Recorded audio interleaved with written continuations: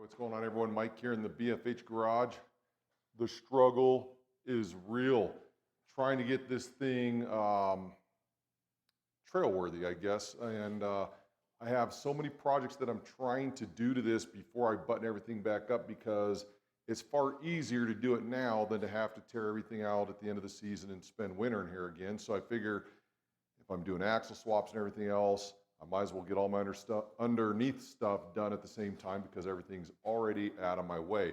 So this is going to be a back in black update, and I want to go over, have a list of about, I don't know, 15, 16 things there.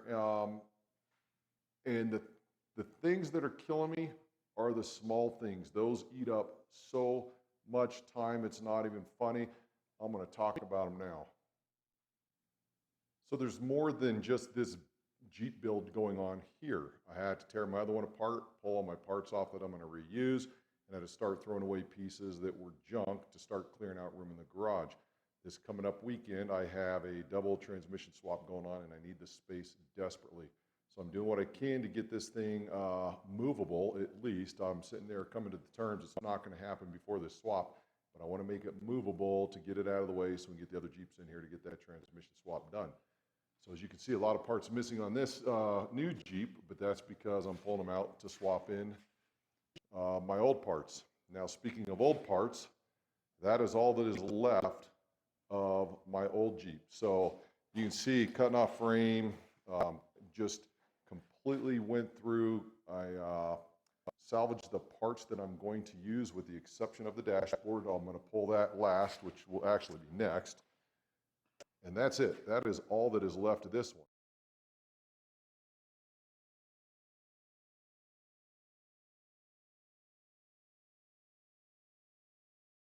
The problem that creates is that now I have piles of parts sitting everywhere. And this isn't even all of them. I have a bunch over in my other garage for storage just to keep them out of the way. So as you can see, it's not like I've been idle hands, been working the tail off. And that's where I'm at. So some of these things that I've done to this Jeep here, I've made separate videos on, such as the rear cross member. If you recall, I wanted to do a 1 1/4 inch body lift on this. So I raised the rear cross member here, cut it, welded it. That's back into position there. I did the Genrite raised body mounts here. So what that did is the old mounts sat way down here. This raised those up quite a bit. That gets those out of harm's way in the rock.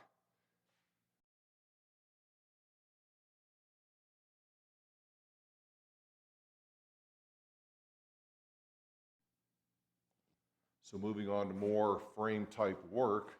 If you recall, maybe you don't, my track bar bracket had a nice separation here. It wasn't an actual broken weld, it's just the fusion from the weld to the frame from the factory was insufficient.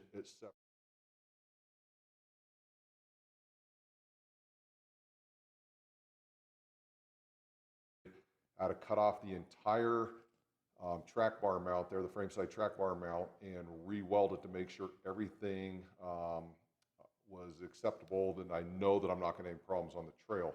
I can tell you after cutting that off, that little bitty crack I saw probably wouldn't have done much. It may have gotten worse, but this is one of the worst projects you could ever do on a Jeep. It is the most unfun project you could ever do on a Jeep. Cutting all this stuff off without damaging your frame or the track bar mount, and then re-welding it on. It is a tremendous amount of work to get everything cut off of there and re-welded, and fixing any cuts that you might have made too deep. And then on top of that, you're in here, and I'm accidentally cutting my radiator hose, which isn't a big deal because I plan on replacing those anyway. But what a pain in the butt project. I wouldn't wish this upon, well, I would wish it upon my worst enemy, but not any other Jeepers. If you recall, my front axle was, it got bent pretty bad in that rollover. So I had to rebuild a new front axle. I swapped over the air locker. I'm going to swap over my chromoly shafts. I actually went and cut off my heavy duty brackets. Was able to get those cleaned up fairly easily, got those welded onto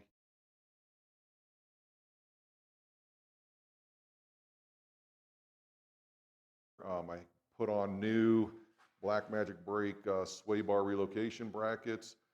So all of that stuff's back up to speed. It just needs to be installed. I need to get the ball joints and the knuckles on as all, but again, that's a whole nother project. You have to reestablish your gears, and I have a video on that on setting up used gears. This one here actually went really easy. Now another project that I wanted to do was swap over my NV3550 transmission. The problem was, in the rollover, completely broke the mount. The other side mounts are cracked. So this transmission is worthless now, so whatever. I still have the AX15 sitting over there. And the AX15, NV3550, they are both very good transmissions, so I don't have any heartburn having to use this one. I just wanted to use one that had less miles on it, because I know this AX15 has a lot of miles on it. One of the problems I discovered with this, though, is torn boot here, and when that boot's torn, you're going to get dirt and debris, or potentially get dirt and debris down into the transmission. So I had to order parts, wait on that, and in the meantime, as I was working on the transmission, I pulled this up, and if you look down in there, that ring is in about, I don't know, 8 or 10 different pieces. So I'm leaving that there for right now. And I had to, I ordered a new replacement ring to go in there. So that's one of the things I was waiting on. So that's ready to go. Other than that, I decided to go ahead and replace the clutch while I'm in there. So new throwout bearing. And if you come under here, you'll see that there's entirely new clutch installed there. Another thing I had to do was the transfer over my raised motor mounts. So those are the more bomb-proof motor mounts, and I love those things. They've been pretty solid, and as I took them apart to bring them over here, there's very, very minimal wear on those, so I'm going to continue to use those. One of the other things I had to do was bring over my cross member that goes, you know, from here to here, that holds up the transmission and the T-case and all that. So having to re-weld in tabs, I had to cut them out of my old frame first. So again, more work. I could have made new tabs, but these tabs were just about perfect. So what I did is I went to my old frame and I cut just inside the weld on both sides. I was able to bend them out of there and then cut it right back. You know, the odd thing is that this transmission here was off slightly. In my other one, I wasn't sure where it was at because of all the stuff I've done to that thing. I know things have shifted and bent and things like that, so I just wasn't sure where things should go, but ended up swapping tabs side to side because I had a little, I don't know, less than a 1/4 inch gap, and it resolved it. Everything lined up perfect, so I got those burned in, ready to go. And as you know, when you do your cross member, that means we got to get the fuel and brake lines up out of the way. So, you know, when I'm talking about small work, this is all that little small work, cutting off tabs, because it's easy to say, okay, I'll swap over a cross member, but when you actually have to re-weld everything, it is very tedious. Simple things like I welded on these little tabs to keep my lines up and out of the way. It keeps them raised. Little small work that you forget about. My Savvy shifter cable I had to pull out of the old Jeep, put over here. It just takes a tremendous amount of time. I had to remove my exhaust off this, so I had room to get in here and work on the transmission clutch and all that. So I have an exhaust down there that I'm going to have to make fit back up here, and more than likely I'll end up reusing my little piece right there that came off of my old Jeep to get things lined up. But it does have a different setup than my old one. My old TJ had the double pre-cats up here. This one doesn't, so I'm just gonna have to work on the exhaust a little bit, get that all dialed in. So, like I said, as you can see, it's just a tremendous. I almost forgot about a couple other bottom side parts that I wanted to talk about. One of them is my steering gear. So I pulled the steering gear off here. I was gonna do a hydro assist video, tap and port, got the steering gear all the way apart. Had to go into a pause just because timing, I didn't have the time to put into it. Put all my ball bearings into a magnetic cup, come back, and I counted them. When they were in there, I come back, there is one that was missing. I did have a couple friends over that had some kids over, so I wonder if it didn't walk away that way. But I have a baggie full of other ball bearings. As long as they're the same size, I'll get on that here pretty quick. On the underneath side As I went to put in my cross member, one thing I wanted to do was install my skid plate across so I could make sure there was no interference issues. Now, prior to doing all that, I cut out all of the old cut out all the old nutserts here, and then I installed the Blackmagic brake nutserts. That way I didn't have any issues with those stripping out. And as you can see by this picture here, the skid was almost 1/4 inch off on lining up. So what I did is I measured this frame, thinking it might have been bent because, like I said, it's a salvage title, so who knows. But I measured this frame and compared it to a frame in my other garage, and everything lined up. Everything was the same. So I was like trying to, scratch my head and figure out, and then it dawned on me that I've beat on that skid enough. I've cut out the transmission mount out of it. I've bent it back and forth so many times trying to straighten it out that there's a pretty darn good chance that that skid is just seeing better days. So what I ended up doing was bringing those holes in a little bit further, and that allows me to line up that skid. Again, a whole lot of small, tedious work. All right, coming to the top side here. Obviously, I have the hood off over there. I got the cowl off. I wanted to get inside, clean out that cowl.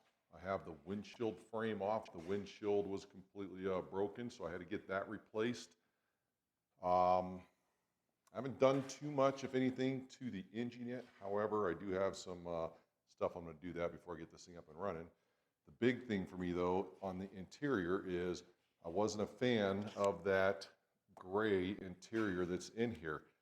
I didn't like the seats that were in here, so I pulled all that stuff out. As you can see, the dashboard's completely taken apart with the exception of removing the steering column. Now, one of the problems with this Jeep, I guess, you remember when I bought it, they used it as a little delivery vehicle, and they were delivering something that had a whole bunch of sugar and cinnamon and stuff like that, and that stuff was absolutely caked onto the tub here. So I pulled everything out and tried wiping it down, and it was so bad that I actually just went ahead and got my grinder with the wire wheel, and I just started getting it out that way because that stuff was just caked on. It was unbelievable. And it's not a big deal because I was going to do that anyway because I'm going to bedline the interior because I don't want any rust issues there, and plus it resolves all of that. So that's pretty much what's going on interior. I needed a new transmission boot because one of the things that I discovered after the pulling that transmission is not only was the boot on top of the transmission broken, but the ship boot that goes between the transmission tunnel was also completely torn. So all that stuff needs to get replaced. Looking at the dashboard, I wanted to originally bring over my HVAC unit from the 2000 and put it over here because I'm not a fan of those slider controls.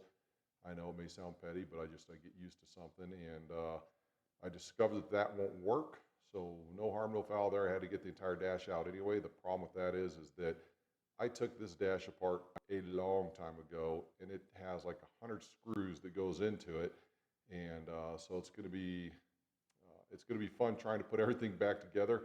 That's exactly why I left this dash intact over here, and that was so I could see where everything comes out as I place it over into the new Jeep. So one other thing, or actually let's just talk about things that I still have to do, want to do, and what's up on the list here. So one of the things that is going to happen is I'm going to take my old CJ style tailgate. I'm going to get that mounted up. One thing I have to account for is that this quarter here is bent in maybe, I don't know, eighth, maybe 1/4 inch. So I'm going to have to get that pulled out. In fact, you can see a little crease right here. So minor things like that. It's not a big deal. I'm going to eventually put armor around it anyway, but I want to make sure I get everything straightened up as much as possible before moving on with the other stuff.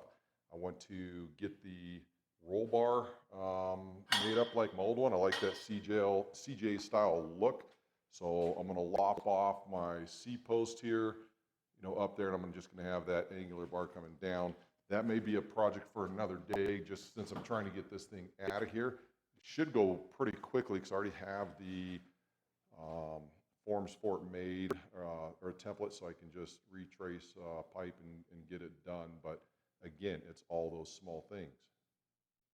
So right now my priorities are get the rest of the interior of the tub cleaned, get it all bed lined, everything the way I want to do it, get my transmission tunnel cover, shifter reinstalled, get all that stuff reinstalled, get my dashboard put back together. That takes care of the interior, minus the seats. And I do need to run the wiring for my seat heaters, but that's relatively simple. I do need to drill some holes to make sure that I can mount my spare tire mount in here. So again, this is all minor stuff here, but I really want to get this interior done so I can get that old hunk of mess right there out of here and make room inside this garage. So that's what's coming up next. After that, it's pretty much getting everything put back together. I have my rear axle, my front axle, my transmission, transfer case, cross member, gas tank, my anti-rock, steering box. I need to do a steering wheel column or steering column swap. I need to get the hood the way I want it. I need to come back. I need to trim these fenders up. I'm going to eventually remove them, but I'm going to have to do something with them in the meantime. I'm going to swap out the windshield wiper motor and all that. This one's pretty old, has a bunch of corrosion on there. I have a very good shape one from a different body that I had. I'm going to replace the grille. As you can tell, this one here was originally red. They replaced it, repainted it blue to match the Jeep, and that one's going to come off, and I'm going to put a different grille in there. I need to get my bumpers on, my winch on. I need to reinstall the tail lights, shocks, swapping out brakes. I mean, I have a whole lot of work left to do, but the nice thing is everything that was done while the underneath was completely torn apart, I'm not going to have to go back and revisit that. So that is really nice. Now, the one thing I'll say, though, is that I eventually will do that outboard that I've been talking about for God knows how many years, but I want to get this thing back up on its own feet. I want to wheel it as best I can the rest of the summer, get a feel for it, and then I'll do the suspension change-up because I'm going to go away from the short arm, and I'm going to kind of do something different. But anyway, for right now, I just want to get this thing up so I can enjoy it for the rest of the wheeling season. So this is kind of where I'm at. Keep your fingers crossed and cheer me along.